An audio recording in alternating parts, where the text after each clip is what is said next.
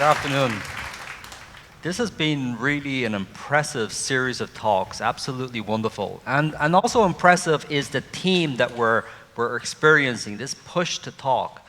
And it's impressive for two reasons to me. One is, of course, because it's pushing to create something, push to start, to create something wonderful. And I'm going to talk about that. I'm going to talk about what we're doing to try to feed a world which is becoming ever more overpopulated.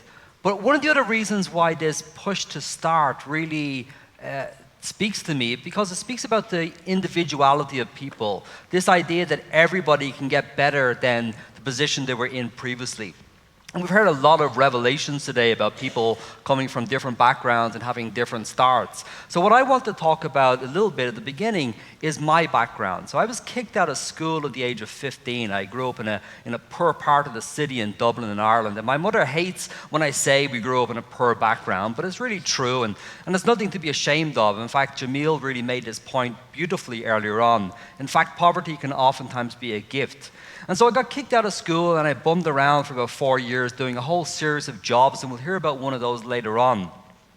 And then I always wanted to be a biologist, so I got into college and I got into the University of Glasgow. And that went well for a few years. Thank you very much. And that went well for a few years. But then I dropped out of university, and we just heard Chelsea talking about alcohol and problems that people have. And that was one of the problems I had, so I drank too much. And you guys, Penn State, have St. Paddy's Day, and you do that once a year on the weekend. That was pretty much every college day for me for about a year.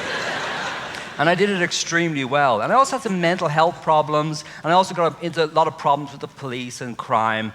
And I eventually got back into college, and I'd have to say that, people can, and they get over these labels, which is important, but they also have a network. And I'd also take the opportunity to thank my wife, who's here in the audience, because it's really her who got me back into college and got me onto the straight and narrow. So thank you very much for doing that.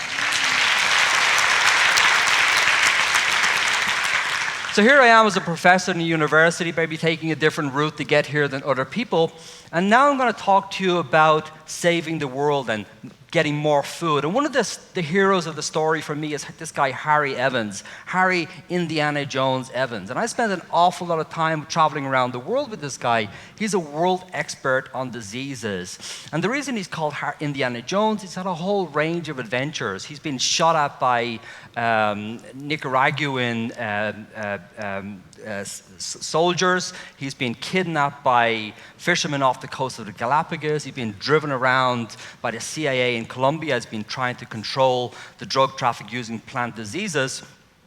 And when I've been traveling with him, he's been telling me a lot about diseases, not of plants, but of ants that I study. So I work on this system called zombie ants. And inside this ant is biting a leaf, there are hundreds of thousands of fungal cells that are producing chemicals, very similar to LSD, because we actually get LSD from this group of fungi, and they're controlling the behavior of this ant to make it die on a particular place, just so that the fungus can reproduce. Turns out Harry did some work on this back in the 1970s, and that's the reason I went to speak with him and travel around the world. But his main job is as an expert on so we would work in rainforests around the world together, but his main job is as an expert on plant diseases. And here's Harry taking a picture of Phytophthora, which is crushing the chocolate industry in West Africa. This is a nasty disease. It's named after the Norse god Thor, because it literally gets into the plant and pummels those plants and reduces the ability of people to grow. Cocoa, the tree from which we get chocolate, evolved in South America, and it was then introduced into West Africa in the 1910s. And since then, West Africa has been the major source of chocolate. 80% of chocolate comes from that region. In addition to Phytophthora, there's another disease called swollen shoot virus, which gets in, and this is much more insidious. And I sort of liken this to the HIV of chocolate. It's not nasty in its rainforest trees, but when it gets into cocoa, it debilitates the trees very slowly. And both of these diseases together hamper the ability of people to grow enough chocolate. And the reason people are growing chocolate in West Africa is not because they eat it. They don't eat it at all. They grow it because you guys eat it. Because in West Africa, money literally grows on trees. It's a cash crop for them.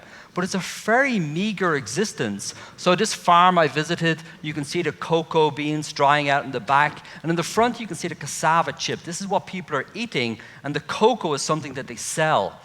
And as much as 60 or 70%, and sometimes 100% of the crop each year is destroyed by these two diseases working together. And one of the problems that these farms have is there's not just one farmer. So in this house, there's 6 people living, a mother, a father, and a couple of 4 kids. And then on the tree, there's an ant colony. Remember, I study ants. There's 1 million ants inside this nest. And those guys are working 24 hours a day. What they're doing is traveling to the cocoa tree. And they're siphoning off all the good stuff that would normally go into producing more and better healthy beans. And they're using these insect partners, which are called mealybugs.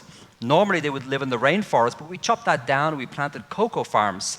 And the mealybugs are jumping onto the cocoa plant and injecting this virus. And this is the virus which is debilitating the crop. But then the ants go a little bit further, and they like to just build this little tent over the mealybugs to protect them, and they use soil. And inside the soil are the spores of this nasty organism, Phytophthora, that I mentioned. So what's a farmer to do? How is she going to increase the yield? And she'd really like to increase the yield because she'd like to send her kids to school. I like sending my kids to school, but she can't. And the reason she can't is she needs them oftentimes to work on the farm. And so if she had a little bit more cash flow, that's exactly what she'd do.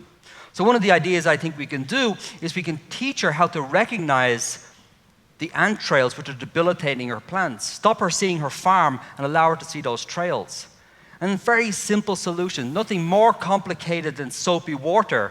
You can spray persistently onto these trails and you'll stop the trafficking of ants onto this, you'll stop the disease cycle. But frankly, I'm not here to save the chocolate industry. You guys will pay more for your chocolate eventually. It's gone up 42% in the last 18 months, and it will go up even more.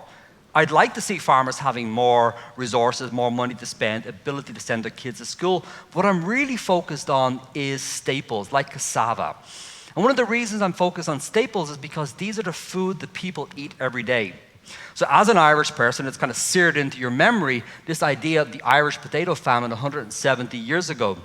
And when I was kicked out of school, one of the things I did was work on a farm in the west of Ireland, taking horses up into the field, Connemara ponies, and taking tourists. And what I often tell them stories of these fields. And what you can see in these parallel lines running up are the lazy beds. The Irish farmers used to heap up mounds of soil in which they would grow potatoes. The soil was so poor, they had to heap it up, put in some seaweed, try to increase the nutritional content. It was an unusual way to grow it. And we grew a lot of potatoes. And 9 million people survived on this, up until the point Phytophthora infestans, the same organism we talked about in West Africa, the infectious destroyer of plants, as is known. It came along and completely obliterated the crop, literally overnight. 1.2 million people starved a slow, miserable death. That's twice as many people as died in the Civil War here in the US. And then many, many more millions emigrated. So that's not nice. And you would think that maybe we've learned our lesson in the 170 years since. People in sub-Saharan Africa live on staples. It's not potatoes, it's cassava, still something they pull out of the ground. This guy's pulled some out of the ground, and it should be enormous, enough to feed a large family, but it's not. A virus has gotten in and debilitated the crop. But there's lots of people like Harry, you say, experts who've traveled over the world who know all of this, and surely what we're doing is training more of those, investing in more of those, but we're not. As an academy, as a scientist, what we're not doing is training people like him. Surely we should invest in hundreds of PhD students who would follow this guy around the world and learn from him in an apprentice model. But we don't.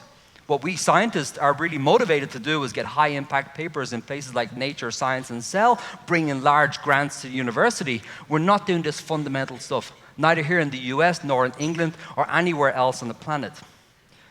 So how are we going to move forward? What are we going to do about this? So I was thinking maybe we could put Harry in a phone. Because all these farmers all over the world, they have really good phones. And phones are going to get better. And these are smartphones that we've heard about a number of times throughout the talk.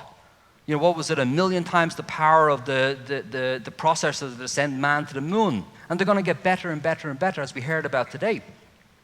So let me introduce the next character in this story. This is Marcel Salaté, who's at Penn State. Marcel is an incredibly unique and interesting and somewhat crazy scientist who thinks differently about things. And I went to him and said, Marcel, could we use the phone to fundamentally transform the way agriculture is done? And he said, sure, of course we could. And he works on the web and thinks about these things. And so that's what we did. We had no idea really what we were doing. But in the last 2 years, we created something called plantvillage.com. And we have people who really help, like Lindsay McNamee, who's a Scottish plant biologist. And I sort of think of her as the Robin Hood of plant diseases. She goes into university libraries like Penn State and literally robs from the rich and gives to the poor. And in this phone, you can literally get thousands of pages of information, high quality scientific information for free, and thousands of images. And then there's people like Brian who help in designing a really beautiful site which is optimized for mobile technology, which is particularly important in sub-Saharan Africa. So how have we done? Making this free library available for people around the world. But we've done really well. In the first 2 years, we've had almost 1 million visitors, and it's just rapidly increasing.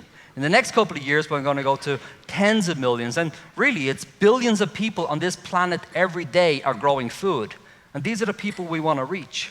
And not just poor farmers in Africa or India, but people here in the US, people who feel they've been divorced from the food production industry. In the US today, less than 1% of the people are farmers. There are more people in prison in the US than there are practicing as farmers. But lots of you want to grow, lots of you want to be engaged.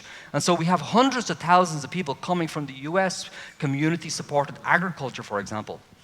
So that's our idea, fundamentally transform the way that people access knowledge. But I mentioned about putting Harry in the phone. And we're going to go further. Now that we've built this largest publicly available free library in the world and the largest social network, we're going to go much, much further. We're not going to stop. We're actually trying to train the phone to recognize what the diseases are.